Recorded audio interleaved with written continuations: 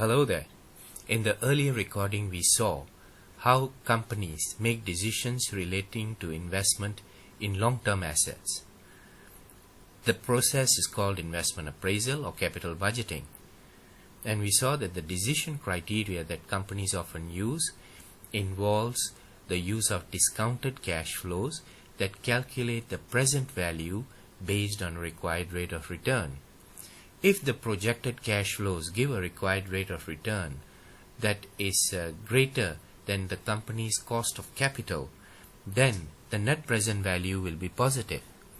And we will find that when we calculate the internal rate of return, which is the actual expected rate of return from the cash flows, we will find the IRR, the internal rate of return, will be greater than the required rate of return.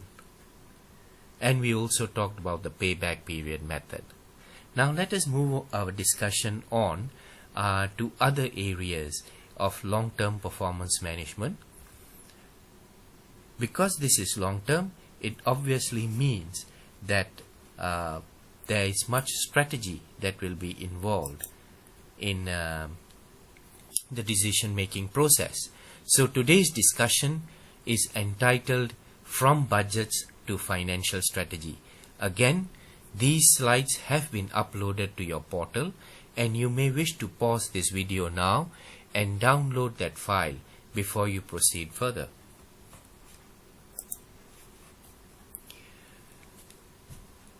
Annual budgets of companies have had a changing role in the last few years. We have seen that with world events happening at a very rapid pace and quite often in a random fashion, companies are challenged to actually plan for long-term events each year. The most regular long-term planning that takes place is the annual budget. The budgets that we were talking about in the last lesson were the one-off budgets, sort of decisions, whether we want to buy a machine, whether we want to renovate our factory, and stuff like that. But budgets are often financial planning tools that are used on a regular basis. Since the reporting period for companies is 1 year, most companies would do budgets for 1 year. But increasingly we find that companies are starting to prepare outline budgets every quarter that fit within the broad targets, the broad annual targets for any given particular year. The good thing about looking at an online budget every quarter is that it encourages managers to start considering about the next budget period before the end of the year comes. This is often helpful because there may be so many drastic changes, such as a fall in the value of our local currency, significant increase in oil price after being very low for some time. And one of the success factors, of course, for budgets to be successful is to get everyone who is involved to achieve targets to be in the same room, so that we can discuss our strategy with them. And let's see how this works. Every good business should have an operating vision and mission. An operating vision and mission is actually a translation of the actual vision and mission of the company. Very often, the vision is a statement designed to motivate people. It is designed to give direction in the long term. That needs to be converted into a destination statement, or as it's sometimes called, operating vision and mission. Companies often derive key results that they want to achieve in each one of the areas of business. Some of these key result areas could be finance, marketing, branding and operations, HR. For example, what kind of margins and targets do we want to achieve in finance? What kind of market share do we want to strive for? What should be our customers' mindset about our product or our service? And then, of course, how do we propose to take care of the most valuable resource of our organization, that's our people? These are then transformed into smaller objectives. For example, if we say that we want margins to consistently be maintained or grow, then the business objective for the coming year could be that margins should move up from 17% to 19% or something like that. And then each KBO or key business objective can be measured using a formula for profit margin. Yeah? And this could be at operating level or net level, as we have seen when we were studying ratio analysis. Hence, it may be fair to say that the long-term strategy of a business is rolled out each year through the annual budgets of a company. If we look at the budget cycle, many companies these days prefer to use a rolling budget approach. The problem, as I stated earlier, was that sometimes managers start planning a bit too late. Sometimes, because of the way that events happen in the world, planning in the last quarter for the next year might be a bit too late. And so, the proposed solution was, why not we prepare a rough budget for 1 year forward or 12 months forward every quarter. Some companies call that a rolling budget approach. And of course, some companies find that to be very, very onerous to do, very difficult to do, because many managers feel that they have to spend too much time doing planning. So some companies have then diluted this approach by saying, all right, let us not just take the whole of the 12 months from this quarter. Let us ask ourselves, how will this quarter look next year?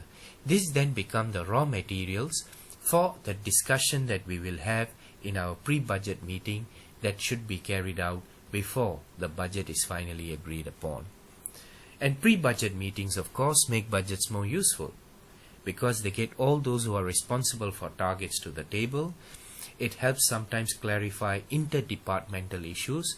Very often, if a company has more than one product, there's a great possibility that one product's demand or market depends pretty much on the demand of another product that the company has.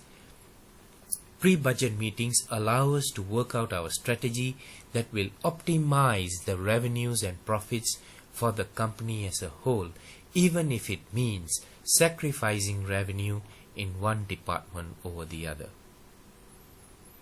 When this is discussed in the open, managers will not feel that if their department is the one that has to sacrifice revenue, that their budget, that their bonus is going to be affected by that, or that they are going to be judged by the fact that the revenue in their department has gone down. If this decision is a collective decision that was made in a budget meeting, then the whole company has actually taken responsibility for that decision. Needless to say, these decisions must be based on new ideas, new thoughts, innovation, trying to figure out what the competition has not thought about yet. They are even more effective if the CEO of the company or the COO of the company or managing director, as the case may be, start off the budget meeting by laying out the strategic direction for everyone to hear. Sometimes these pre-budget meetings are done over the weekend. In a typical pre-budget meeting on a Saturday morning, the CEO would give the outline of the business strategy for the business. He would often talk in terms of what were the resources that were available to the company in the previous year and what kind of results were achieved. And then he would discuss what kind of resources might be available in the coming year and what the company should do about it. So this often involves interdepartmental discussions so that we can finalize the key annual targets or KATs in the following areas. The first area is, of course, how much business do we want to do in the coming year? So we have to have broad understanding of the sales and marketing budget. Then we ask ourselves, in order to achieve that budget, will we need capital expenditure or not? That's the CAPEX that you see there. If you need capital expenditure, then you have to do the investment appraisal exercise that you just learned using a capital budget. Once that has been accomplished, then you will know how many people you need in different departments, how much of resources that you need to have in different functional areas. And of course, at the same time, when you talk about the capital budget, you will also be thinking about how is the additional long-term finance that may be required going to be raised. All of these are then flow into the operating cash flow budget for departments, for human resource, for administrative services, and in a good budgeting or budgetary control system, all of these cash flows must be connected using ERP or other software to flow into one master cash flow budget. The benefit of this is, if I need to change any of my assumptions in one area, it will automatically update all the functional areas, all the functional numbers right up to the master cash budget. So we can see that annual budgets give an indication of annual cash flows. These annual cash flows are for the whole business. One of the things that you must remember is that when we carry out capital investment appraisal, we are often evaluating one of the projects in a company. We are evaluating a decision to buy one fixed asset, renovate one particular area of the business, carry out long-term capital expenditure for one non-current asset. But when we are talking about annual budgets for the company, we are talking about the total cash flows that will be generated from the business. So, if we were doing cash flow planning for the entire business, we could set up cash flow profiles for 5 years, 10 years, 15 years ahead. Although the schedule looks very similar to what we would have used for a single investment project when we compute NPV, and indeed the process that we use is for DCF is also exactly the same, but this will not be the net present value of a single project. This will be the present value of the total cash flows that come out of a business. Now this means that this will indicate the shareholder value of the company. If we discount the total cash flows from the business, it will give us the present value of the total cash flows that are expected to be generated from the business. Present value of the cash flows from a business has often been referred to as shareholder value. And if we get to shareholder value, that means we have a valuation tool to value the entire business and not just specific assets in it. And that brings us to business valuation. Businesses can be valued, of course, on the basis of present value of future cash flows, or sometimes simply the realizable value of its net assets. If you wanted to value a business, a very simple approach would be, what is the value, market value of its total assets? And you may get one number. Say, that is 700 million. And then we will ask ourselves, what's the money that the company owes to others? You will remember, that's what we call liabilities. So if total assets are 700 million at market value, and the company owes people 300 million, then we can say that this business has a net asset value of 400 million. That is to say, the market value of the shareholders' investment in the business is 400 million. And if you want to buy over this business and you want to buy over the interest of the shareholders, you would have to pay them at least 400 million. That's a very simple approach. Total market value of assets minus total liabilities gives you the realizable value or net realizable value of net assets. Then of course, we can also compute the present value of future projected profits instead of cash flows. This is often used by outsiders looking at a company. Very often, details about projected cash flows are internal information, and only the company's finance department or senior management will know about what the projected cash flows are. This is, as often is said, insider information. But what if we need to find out the value of a business as analysts? So if we are looking at a business from an outside point of view, the only information that's available to us are the reported profits, and more to the point, profit for the year, which is net profit after tax. What if we could discount the future profits at a required rate of return? That would give us the present value of future profits and thereby give us an indication of a business. So the concept here is the value of a business equals the present value of future benefits that the owners of the business may derive from it. Present value of future profits, or sometimes also called the PE valuation approach, uses the following process.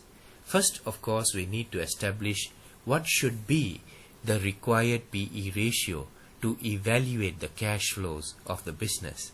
This could be the PE ratio for the sector or the industry. If you are not talking about a listed company, you could get this information from similar listed companies listed on the stock exchange. We then make a prediction of sustainable profits, the average level of profits that we can hope to see for the foreseeable future.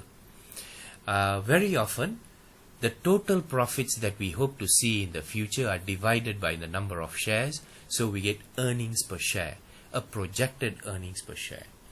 We then use this projected earnings per share and multiply it by the applicable PE ratio, and that's it. You get the value per share of the company based on your valuation. And that is how we move from budgets to valuation. Valuation is a very complete exercise, and in your final assessment, I will be inviting you to advise an investor who is going to look at 2 companies in Malaysia and select those companies based on their financial performance using ratios and the valuation based on future projected profits. That should actually help you to apply the sum total of the skills that you have learned in this unit. And if you could do that well, then you would be a reasonably competent financial manager. Till next time, good luck.